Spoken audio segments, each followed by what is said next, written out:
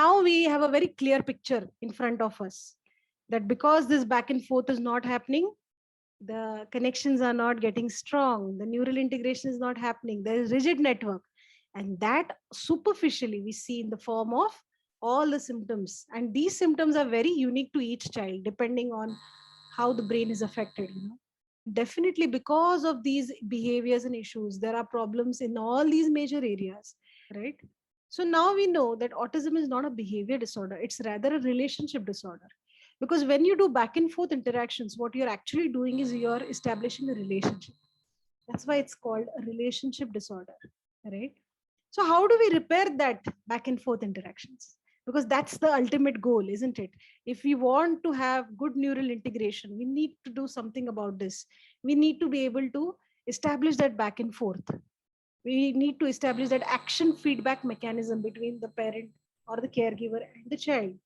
So how do we establish that? And that's where our technique of mindful guiding comes into picture, which we do through the RDI program. Customizing the environment, providing the supports to the child so that he or she can take part in this back and forth interactions. And slowly over a period of time, we are able to see a difference in the symptoms, right? That's because we can now understand that yes, the brain is getting rewired, reorganized, right? That RDI is intervening in the very problem that we have. It's based on relationship developmental model, and it's a rather a very developmental approach. Means it is kind of developing the kids in a very neurotypical way, like how it's supposed to develop. We are not doing anything artificial. We're trying to bring the kids' mental development on track. Which it should have happened, but not able to happen because of autism. And it's based on the theory of neuroplasticity. Neuroplasticity means the brain can be molded at any age. So we have children right from the age of 1.5 to almost 18, 20 years, even 40 years. RDI has been very strongly shown to have very profound effects in these children. So it's definitely not a therapy because we are not seeking to mask the condition. We are with just having scripted conversations or giving any reinforcements or teaching appropriate behaviors. Rather, we are guiding children to learn to regulate themselves, learn to behave appropriately on their own. So this is how the RDI is helping us, and slowly we start seeing results in all these areas. Is able to communicate, is able to take decisions on own, think out of the box, right? Not stuck to the same single track mind. Coping up with changes starts coming, interacting and wanting to be with others, initiating tasks, initiating games starts coming. And definitely skills is a byproduct in our program, which we definitely see that the skill development starts happening. So the children start becoming independent, and most importantly it's a relief for us parents because we become independent of them.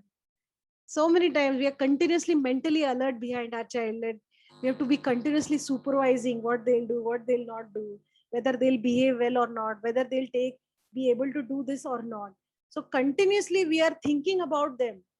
But once we start seeing yes, children can take their own decision, they can be independent, what happens? It's a big relief.